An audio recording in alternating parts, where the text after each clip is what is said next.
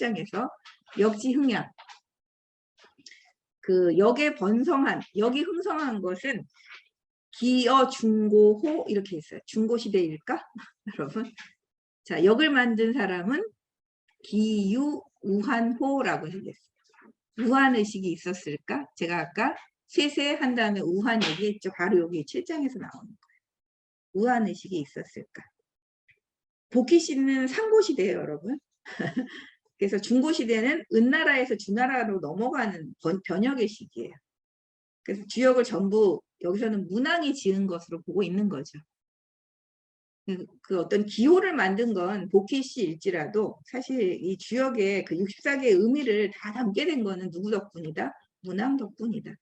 자, 우리는 근데 공자는 그럼 어느 시대라고 얘기할 수 있을까요? 하고시대. 그래서 이제 중고시대일까? 역을 만든 사람은 우한의식이 있었을까? 이 우한은 사회에 대한 근심 걱정, 전 세계 차원, 천하 차원의 근심 걱정이라고 말씀드렸어요. 그 개인의 근심 걱정으로 출발해서 천하의 근심 걱정으로 확장하고 있는 것, 이게 바로 우한이다라고 이제 말씀을 드렸습니다. 그래서 그 우한의 이치라고 하는 걸 이렇게 이제 얘기하는 부분도 한번 우리가 생각을 해봐야 될 것 같아요. 그 길게 내다보지 못하면 늘 우리한테는 근심거리가 생긴대요.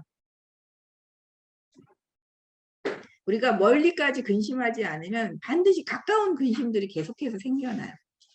그래서 넓고도 깊은 사고가 없다면 미처 생각지도 못한 일들이 생길 수 있으므로 인생은 사실 영원히 우한 속에 있다라고 얘기할 수 있다는 거죠. 그리고 남해근 선생님에 의하면 우리는 모두 우한 속에서 태어나서 우한 속에서 죽는다는 거예요. 그래서 우리가 스스로 지득구덩이에 묻힐 의사가 있고 마치 기초공사를 하듯 스스로를 후대를 위한 전신적인 토대로 내던질 때 다음 세대에게는 희망이 있다. 그러니까 이제 사실 멀리 내다보면서 이제 근심을 하게 되면 멀리까지 내다보면서 그러면 이제 어떤 근심들이 좀 이렇게 그 제거될 때도 있죠. 근데 또 그렇다고 해서 근심이 없어지는 건 아니에요. 세상은 늘 우한 속에 우리가 살고 있는데 그래도 그 우한을 사실은 넘어가려고 하는 뭔가 그런 어떤 몸부림들을 우리가 계속 치다 보면 죽기 살기로 치다 보면 그러면 이제 어떻게 해요, 여러분? 우리가 이게 진흙구덩이에 묻힌다는 건 진짜 가슴 답답한 우한 속에 묻히는 거잖아요. 이제 그런 각오를 하면서 살아간다면 그래도 다음 세대에게는 뭔가 좀 희망이 있을 것이다라는 이 말씀을 좀 하고 계신 이 부분이 좀 또 이번에 남혁 선생님 글을 읽으면서 그 우리는 진짜 천하의 근심까지는 못 하잖아요. 천하의 근심 하세요? 저는 못해요. 사이즈 근심만 하기도 바빠요, 지금. 사이즈도 너무 저한테는 너무 광활해서 사이즈 근심만 하고 살기도 이제 좀 바빠서 저는 사실 이렇게 감히 입으로 제가 천하의 근심 말할 수 있을까? 이런 생각은 하는데 그래도 우리가 그렇게는 못하더라도 내 근심이 여기에 머물지는 않게 하려고 하는 그런 시야의 그 넓힘은 늘상 해야 되는 게 아닐까 이런 생각은 좀 하면서 사는 거고 그래서 우리가 공부를 하는 거잖아요. 우리가 밖에 나가서 뭘 할 수는 없으니까 그걸 잊지 않기 위해서 고민을 하는 거고 그래서 또 주역을 공부를 하는 건 인생 자체를 이해하기 위해서이기도 한 거잖아요. 나의 인생을 이해하는 것이기도 하고 세상의 인생을 또 이해하는 그 방식 위해서 내가 요만큼만 더 이렇게 살면 어쩌면 요만큼이 다른 사람에게도 어떤 파장으로 다른 뭔가를 만들어낼 수 있을지 않을까 하는 약간의 작은 믿음이 있잖아요. 이제 그런 걸로 우리가 살아가는 것. 그게 저는 남해근 선생님의 우한의식 요 얘기가 아닐까 싶거든요. 우리가 거창하게 뭘 얘기할 수는 없습니다. 자, 그래서 그 공자가 내가 50에 이제 그 몇 년만 더 해가지고 그 50에 역을 배웠다면 큰 허물은 없을 것이다라고 얘기했다는 요 말이 저는 이 우한의식하고도 좀 남해근 선생님 우한의식하고도 좀 연결되는 것 같아요. 그래서 우리가 이렇다면 적어도 다음 세대에게는 그 어떤 다른 삶의 어떤 원천 이런 것들을 좀 열어 보여주고 갈 수 있지 않을까? 다른 어떤 조금의 가능성 이런 걸 왜 아까도 감정도 제가 구체적인 표현이자 훈련이라고 말씀드렸잖아요. 훈련이거든요. 그리고 그 삶의 그 어떤 그 태도도 이것도 저는 훈련이라고 생각해요. 그래서 우리는 지금 이 그 열려있는 이 마음이 어디로만 열려있냐면 진짜 나한테 당장 뭐가 떨어져야 돼. 그죠? 당장 내가 돈을 얼만큼 벌어서 어떻게 살고 있어야 돼. 그리고 당장 나의 아이는 어느 학교를 가서 어떻게 살아야 돼. 당장 요거밖에는 우리는 진짜 근시안으로 그렇게 딱 살고 있는 것 같아요. 이거 말고 뭘 우리는 더 걱정하면서 살아야 되지? 아마 우리 마음은 딱 거기 안에 이렇게 갇혀갖고 지금 다른 거에 대해서는 다 무시하거나 우습게 보거나 이러고 살고 있는 게 아닌가. 근데 이것도 우리가 훈련받아서 이렇게 온 것 같아요. 저절로 이렇게 오지 않았어요. 우리의 어떤 삶의 방식 자체가 진짜 근 몇십 년을 이렇게 살도록 우리가 훈련받은 거예요. 그래서 여러분들 우리 20대 요즘에 엄청 욕하죠. 욕하지 마세요. 누가 그렇게 만들었느냐. 우리예요. 잘 나가는 이 50대들과 그 40, 60대들 잘 나갔잖아요. 그죠? 막 뭐 운동권부터 시작해갖고 뭐 진보든 보수든 엄청나게 잘 나갔던 뭔가 그래도 생각한 대로 많이 펼쳐왔던.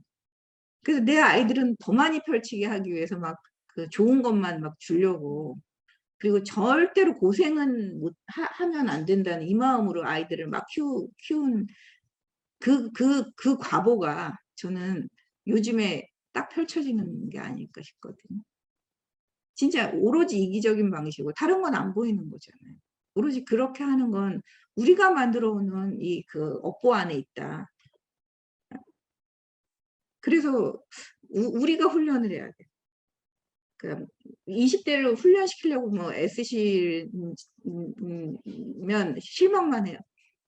우리가 안 바뀌는데 20대도 안 바뀌죠. 그래서 이게 우리가 그렇게 살지 않고는 도대체가 길이 열리는 건 없겠다. 완전히 완벽하게 저는 진짜 전환, 해체 그거 하지 않고는 불가능한 게 아닐까. 요새는 그런 생각이 좀 들거든요. 그래서 뭐 우리가 아무리 외쳐봤자 안 된다. 근본부터 완전히 다른 생각을 가지고 바꾸지 않으면 세상에 대해서 우리가 한탄하는 일은 죽을 때까지 끝나지 않을 것이다. 이런 생각이 요새 좀 들었어요. 요새 제가 유튜브도 끊어버렸거든요. 요즘에는 더 이상 보기 싫어가지고. 그래 나만 잘 살자.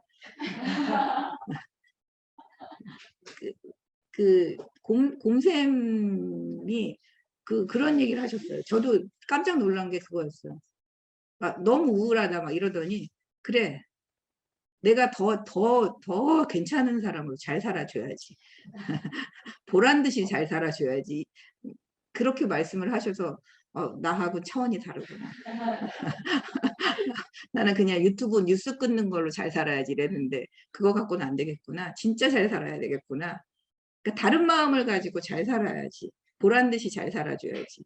그래서 그게 꺾이지 않아야지. 좌절하지 않아야지. 이런 마음으로 살아야 된다는 생각이 들거든요. 그게 저는 이거라고 생각해요. 이 우한의식이라는 요 차원.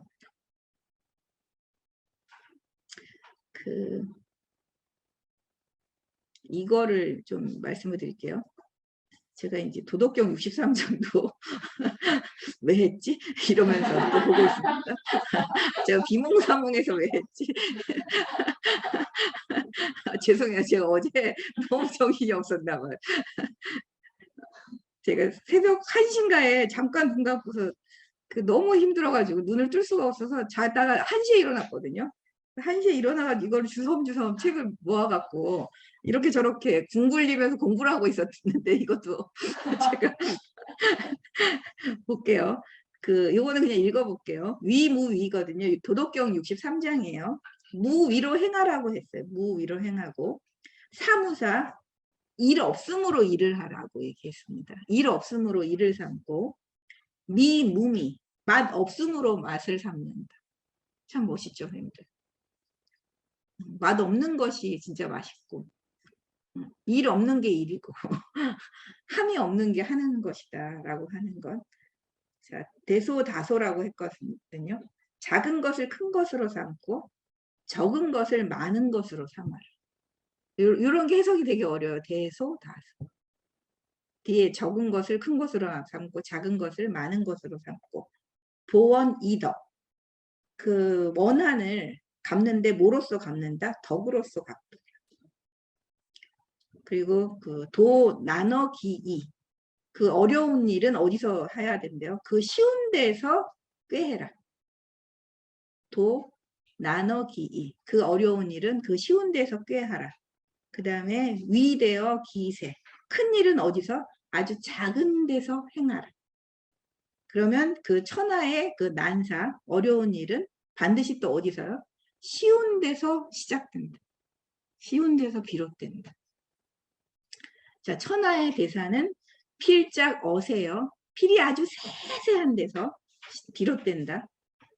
자, 시 성인 종불위대. 이런 연으로 성인은 종내 크게 하지 않았대요. 막 뭔가를 큰 것으로 하지 않았대요. 그렇기 때문에 능성기대라고 얘기했거든요. 큰 일을 이룰 수 있었다. 이게 제가 우한의식 때문에 아마 이런 얘기를 여러분한테, 우한을 사실은 뭐 제거하려면 마치 큰 일을 해야 될 것처럼 우리가 그렇잖아요. 그죠?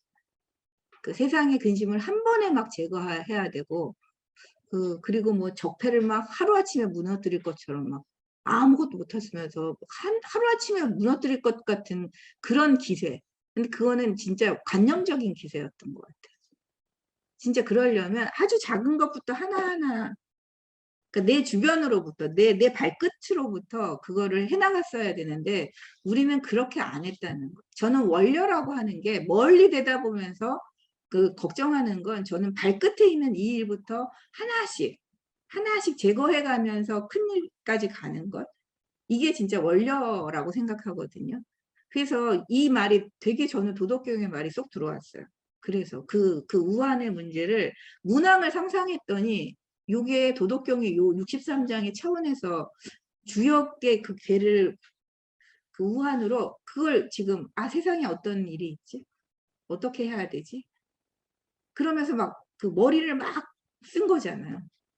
그리고 그거를 막 그 하나의 그 뭔가 기호 체계로 만들어낸 거잖아요. 그 감옥 안에 갇혀가지고 진짜 당장 칼을 들고 뭐 싸워야 되고 막 밖에 있는 신하들한테 어떻게 해서 움직여라라고 해야 할 것 같았는데, 이 그 문항은 그걸 한 게 아니라 감옥 안에 가만히 갇혀가지고 요거 하나씩 고민하면서 괴 하나씩을 그려나갔던 거예요. 뭔가 하는 것 같지 않았잖아요. 일하는 것 같지 않았는데 뭔가 굉장히 지금까지 내려오는 이 큰 일을 했어요.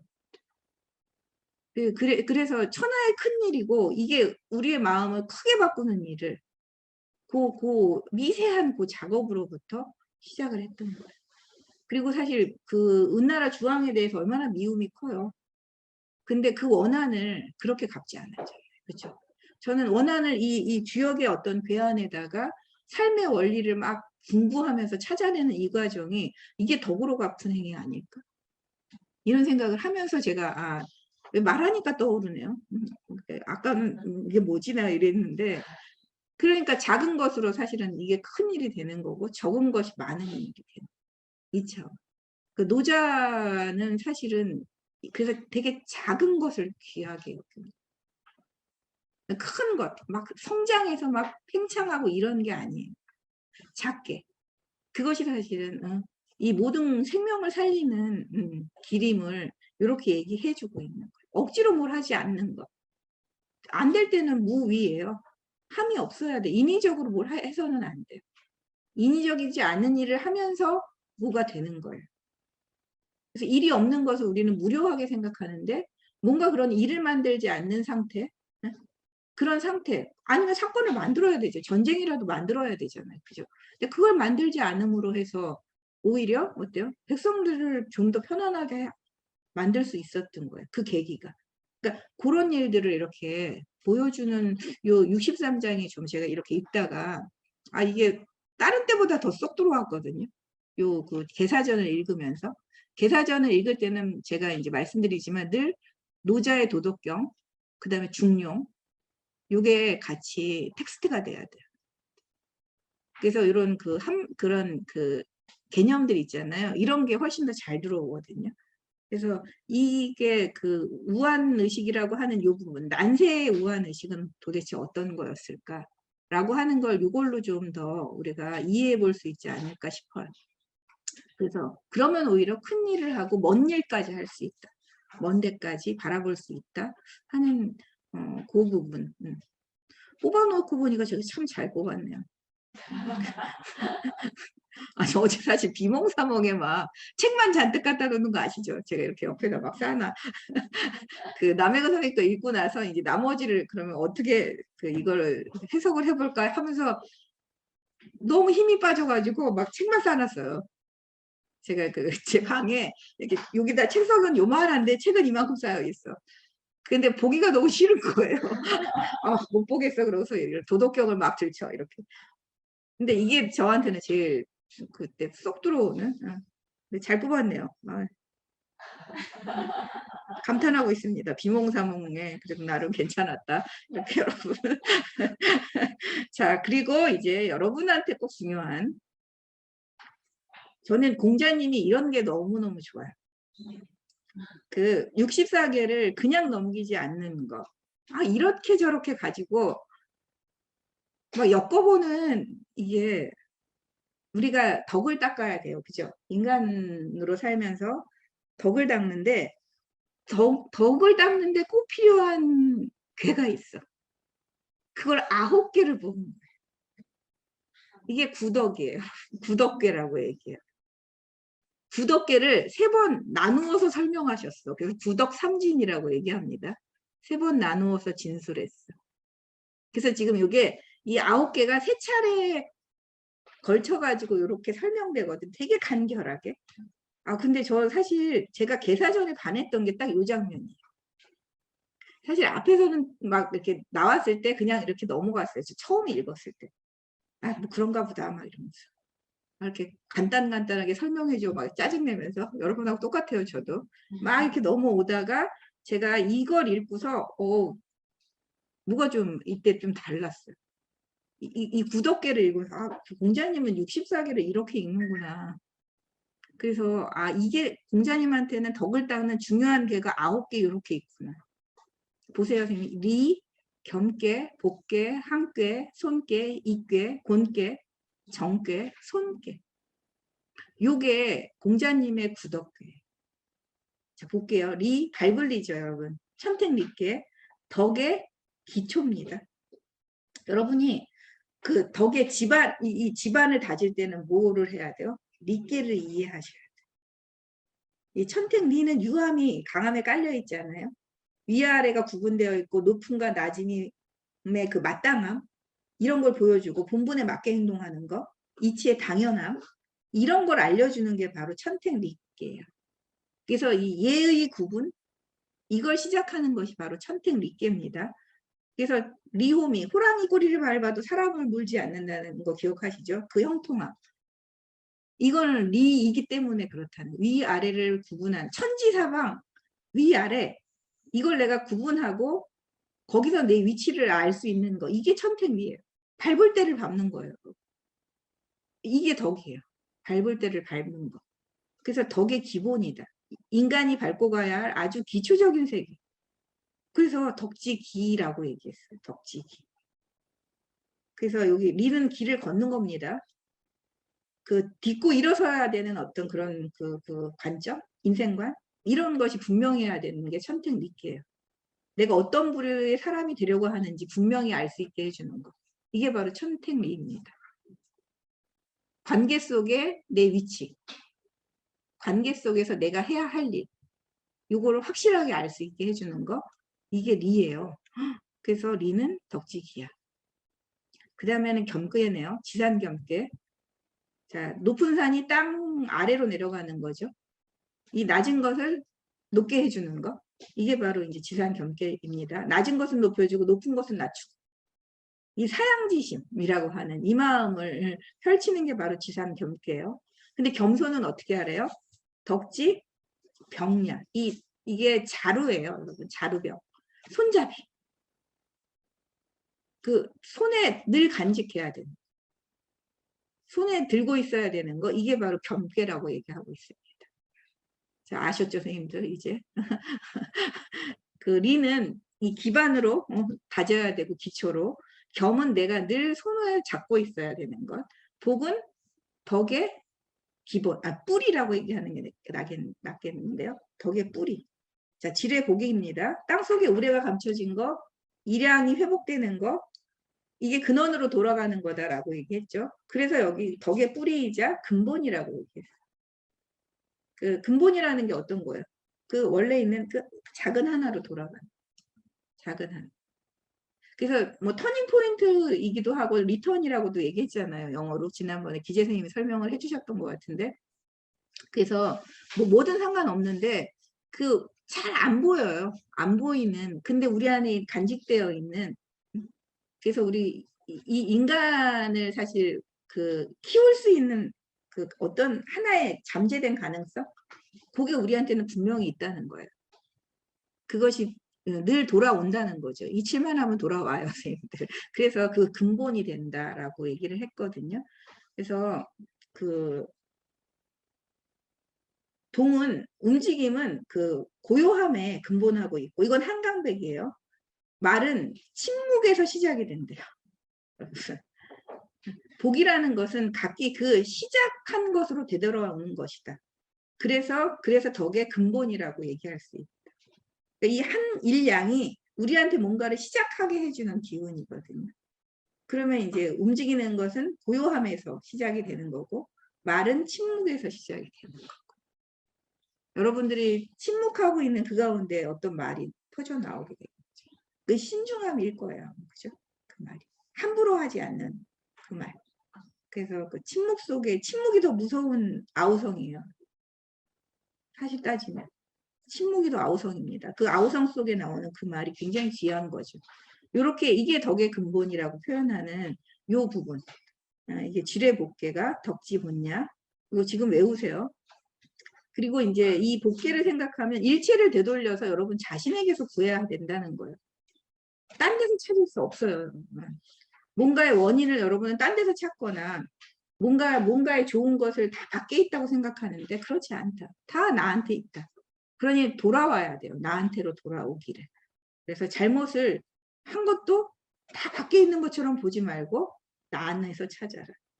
어떤 것이 이런 사태를 만들었는가라고 하는 것을 자신에게서 찾는 것, 이게 바로 질의 복이 주는 지혜거든요. 이거는 뿌리처럼 가지고 있어야 돼요. 뿌리처럼. 자, 그 다음에는 내풍항이라고 나오네요. 위에 내풍항은 뭐예요? 덕지고야 라고 했어요. 덕지고야. 덕의 견고함, 덕의 꾸준함이라고 얘기했거든요. 여러분 덕을 계속해서 흔들리지 않게 가지고 있으려면 뭐를 갖고 있어요? 함께를 보셔야 돼요. 함께. 내풍함께. 이 내풍함께는 부부의 그 되잖아요, 여러분. 장남 위에 있고 장녀 아래에 있고, 남자는 밖에서 여자는 안에서 역할을 하는, 이게 부부의 그 역할을 보여주는 거예요. 이게 불변을 하는 게 아니라 이건 상이래요. 항상성. 여러분 변하지 않는다 이게 아니에요. 지속되는 시간은 긴 것이므로 항상 변할 수 있어요. 근데 이 항상은 변화하지 말라는 게 아니라 변화하는 모습이 한결같아야지 항이에요. 그래서 궁죽변, 변죽통, 통죽부, 이거 우리 계사전에서 했었죠, 여러분. 궁하면 변해야 돼요, 여러분. 변하면 통하게 돼요. 통하면 그게 오래가요. 이게 항입니다. 이 항, 여러분, 이게 그 덕지 고야라고 하는 거. 덕이 굳건해질 때 필요한 것은 이 항계를 이해하는 거. 자, 그 다음이 뭐겠어요? 제가 또 쓸데없는 말을 했는데, 그 형이 상제하는 위지도 형이 하지 않은 위지기라는 말을 이제 좀 또 여기서 한번 좀 상기해 보면, 그 손톱이라는 형이 유지되려면 질이 끊임없이 생멸을 계속해야 되잖아요. 그죠, 여러분? 손톱이라는 이 형이 계속 이 형태로 유지되려면 어떻게 돼요? 이 질이 자라고 사라지고 해야 돼요. 그 모든 형의 항상성을 유지하려면 그 질은 끊임없이 생성과 소멸의 과정을 거쳐야 되거든요. 질이 변하지 않는 형이란 있을 수가 없대요. 그래서 이 형이 상이고 질이 변이다. 항상함은 이 형이고 이 질감 요거 있죠. 요거는 늘상 변해야 돼. 저 이거는 도올 김영옥 선생님이 했나? 누가 했지? 그 도올 선생님이 이렇게 설명해 주셨던 것 같아요. 그 개사전 강의에서. 그래서 제가 이게 맨날 막연했다가 너무 이게 구체적으로 들어와가지고 기뻐서 선생님 제가 기뻐가지고 여러분들이 맨날 막연한 했는데 이 모양을 계속 유지하는 거. 이건 이 나고 자란 생멸. 이거예요. 생멸이에요. 그것이 그 원리가 부부의 그 삶의 원리로도 계속돼요. 그래서 뭐 부부가 뭐 맨날 사랑 타령하면 안 돼요. 사랑이 있네 없네 이런 게 아니에요. 진짜 우리가 어떤 같은 리듬을 이렇게 공유하면서 그 같은 리듬이 통하게 하는 그 변화를 이렇게 그 변주를 하면서 그렇게 한평생을 가야 진짜 뭐 팥뿌리가 되도록 살아갈 수 있겠죠. 제가 못 그러놓고서 이렇게 말하면 좀 어불성설입니다만 여러분 어쨌든 저는 그 원리를 몰랐거든요. 항상 되는 게 변하지 않아야 되는 거라고 생각했던 거예요. 어떤 변주를 제가 허용을 못했던 것 같아요. 그러니까 뭔가 똑같은 모습으로 같은 질감 양으로 똑같은 마음을 쓰라고 그게 가능했을까요? 저도 못 그러는데. 그러니까 그거에 어떤 아주 변주하면서 리듬을 탈 수 있는 때에 맞는 어떤 변화가 이렇게 우리가 일어나야 사실은 항상성이 있는데 봄, 여름, 가을, 겨울 이 변화를 계속 타야 사실은 계속 가잖아요. 근데 그거를 안 하면 항상되지 않거든요. 이걸 또 우리가 가지고 있어야 되는 겁니다. 이게 덕지 고야다. 자, 손괴예요. 덕지수야. 덕을 닦는 건 손 가지고 닦습니다, 여러분. 익은 덕의 넉넉함이에요. 여유로움. 덕을 베풀 수 있는 것도 이거겠죠. 넉넉함으로. 너그러움을 일단 갖춰야 되잖아요. 그게 익계입니다. 그래서 산택 손괴 보세요. 아래가 위로 덜어준다. 그 천의 삼효 일양을 덜어서 지의 삼효의 양을 더해준다. 이런 뜻이잖아요. 이건 손해볼 줄 아는 것. 근데 그냥 단순히 손해보는 것만 있는 게 아니라 욕망을 덜어낼 줄 아는 것. 이게 손이에요. 욕망을 덜어낼 줄 아는 것. 그래서 좌절당하고 손해보고 실패당하는 것은 결코 두려운 일이 아니다. 이 실패에는 더더욱 그 도덕의 진보가 필요하다. 그래서 덕을 닦는 것이다 라고 얘기 나왔어요. 손을 보면 덕을 닦아야지 이렇게 되네. 그 다음 풍매익은 보태주는 거죠. 덕의 유족함, 이 덕의 넉넉함 이걸 보여주는 거예요. 자, 텍스곤. 이 곤괴가 여러분 구덕에 들어가 있어요. 이거 남괴잖아요. 그죠? 물에서 물이 자꾸 빠져나가. 연못에서. 쩍쩍 갈라져. 막 보기만 해도 힘들죠. 근데 이게 뭐야? 그 덕을 변별해 주는 거예요. 아, 어려울 때 내가 진짜 덕을 갖추고 있는 인간이구나 라고 하는 것을 변별할 수 있어요. 덕의 변별 능력, 이건 곤괴로부터 온다. 이걸 그래서 우리는 또 구덕으로 여러분이 가지고 있어야 되겠죠. 그래서 특수곤괴가 참 멋있습니다. 그 한강백 선생님이 곤이 익명이라고 얘기했어요. 그래서 곤해야 우리는 더욱 밝아질 수 있어요. 어려운 상황에 처해야 우리는 더더욱 좀 현명한 자가 돼요. 그래서 공공한 상황에 들어가 봐야 덕의 정체가 분명해지고 그 사람의 덕이 분별된다. 한계 상황에 몰려보지 않으면 인간은 실존적 결단이 불가능하집니다. 한계 상황에 몰려봐야 아, 내가 어떤 존재이구나 하는 게 확연하게 드러나거든요. 그러면서 진짜 바닥을 쳐야 실존적 결단이 일어나요. 안 그러면 진짜 이런 게 안 되는 것 같아요. 그래서 그 사람이 덕을 지키는지 아닌지 이게 분별되는 덕지 변냐라고 하는. 그래서 좀 이건 진부하지만 소나무 새안의 푸르름을 안다고 하지 않나요? 정말 그 추위에 소나무만이 푸르름을 우리가 알 수 있는 것처럼 그 곤경은 우리를 단련시켜서 다른 길을 열 수 있게 한다는 겁니다.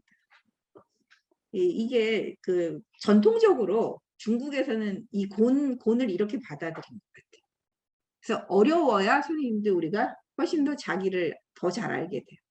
이런 부분에서. 그래서 어려운 것을 겪어야 더 훌륭해질 수 있지, 어렵지 않은 다음에는 훌륭해질 길이 없어요. 이게 저는 중국식의 사유였던 것 같아요. 그러니까 우리가 그 아프면 여러분, 그 병을 고치는 게 그 니체에 의하면 위대한 건강이 병을 고쳐서 위대한 건강이 아니더라. 병 가운데 병을 조절해 가면서 자기가 하고 싶은 일을 하는 자, 자기가 원하는 바를 하고, 그 진짜 그 생명을 활기롭게 하는 일, 그것을 하는 자, 그게 위대한 건강이더라고요. 그러니까 병이 있어서 건강하지 않은 게 아니에요. 우리는 다 조금씩 병이 있어요, 그죠?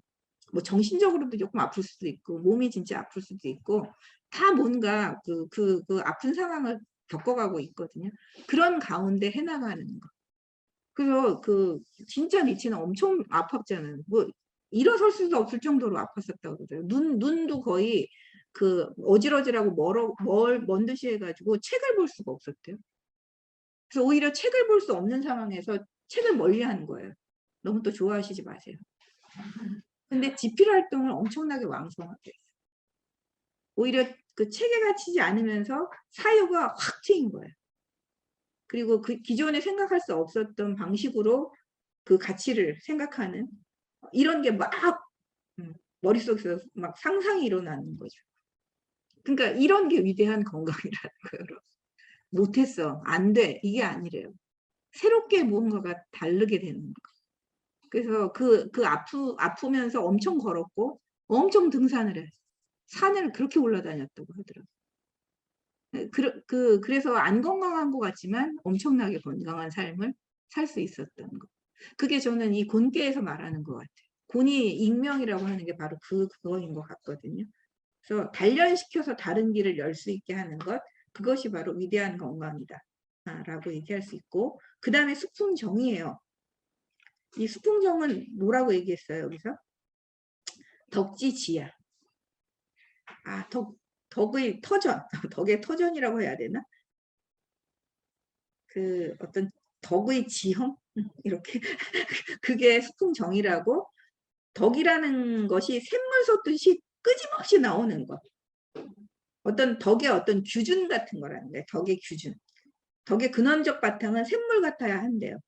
거기에 어떤 표준 규격이 있어야 된다는 거예요. 이 지는 이 집안인데 이건 규격에 가까운 집안입니다. 아까 우리가 기 있었잖아요. 덕지기. 그건 기초예요. 이거와 다르게 어떤 규격, 표준. 그래서 어떻게 사람의 목마름을 해결하는 물이 될 것인가. 우리 이걸 보여주는 게 수풍정계예요. 그래서 이 우물은 어떻게 해요? 자기를 계속 맑게 만들어야 돼요. 맑게 만들어서 더 많이 퍼지도록. 이게 더 많이 퍼지도록 하는 거. 그게 바로 수풍정의 그 덕의 지야라고 하는 요 덕목입니다. 자, 그 다음에 손이에요. 중풍손. 오늘 하나요, 여러분? 중풍손? 유한 것이 안에 들어가 있는 성질이 유순합니다. 이 화산녀 다음 꾀예요. 이 중풍손꾀가. 그래서 떠돌아다니면서 어디를 다녀도 공손하면 여러분 받아들여져요. 그래서 이 공손하다는 것은 아랫사람으로 따르는 거예요. 이 공은 떠받들어서 그것을 수행하는 게 사실은 손이에요, 여러분. 이 겸께는 뭐예요, 여러분? 내가 많이 가졌어요. 되게 능력이 넘쳐요. 근데 거만하지 않고 자기를 낮출 수 있는 자예요. 기꺼이 낮게 내려갈 수 있는 게 겸이고요. 이 손은 떠받들어서 그걸 수행하는 거, 따라서 수행하는 거. 이게 공이에요, 여러분. 이 손께 공손하다 하는 이 손은. 그래서 어디든지 스며 들어갈 수 있는 것. 이게 바로 손입니다. 그래서 이 손은 일을 행할 때도 어떤 것을 받들어서 신중하게 행하는 거. 이게 손의 이미지예요, 여러분. 이거를 좀 그려주셔야 돼요. 그래서 그 어떤 사태에 따라가면서 그 상황에서의 마땅함을 컨트롤해 나가는 것. 이게 바로 그 중풍손이에요. 그래서 덕지제, 맞게 재단하고 자라는, 제어하는 것. 그 덕의 어떤 그 제어 기능, 요걸 가지고 있는 것이 바로 중풍손이다.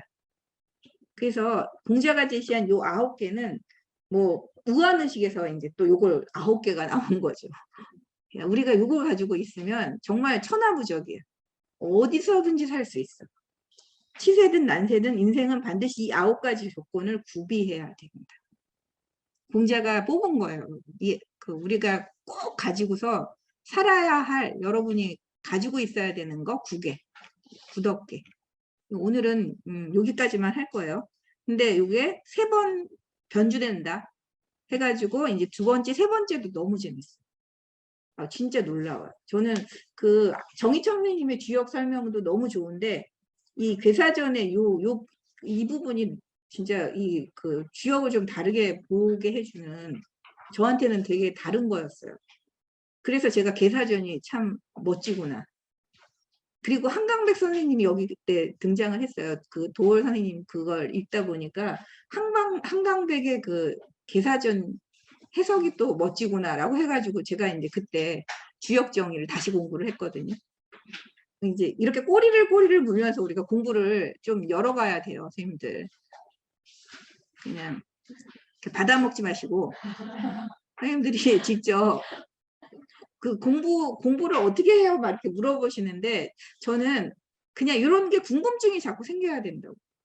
이렇게 좋은 말이 하나 나오면 어머, 나와 주역을 어떻게 이렇게 다르게 볼 수가 있지? 놀라워서 우리가 바로 그걸 공부를 해야 돼요, 선생님들. 그래서 연결을 하다 보면 주역이 조금 더 여러분 그 주역에 대한 지식을 넓힐 수 있고 깨달음이 조금 그래도 이만큼이라도 하나라도 오는 것 같거든요. 그래서 제가 여러분한테 괴사전을 이렇게 강의하기까지 사실은 요 구덕계가 저한테는 굉장하게 저한테 왔기 때문에 괴사전 공부를 다시 시작했던 거예요. 저는 그랬어요. 저에게 계기가 됐던 부분.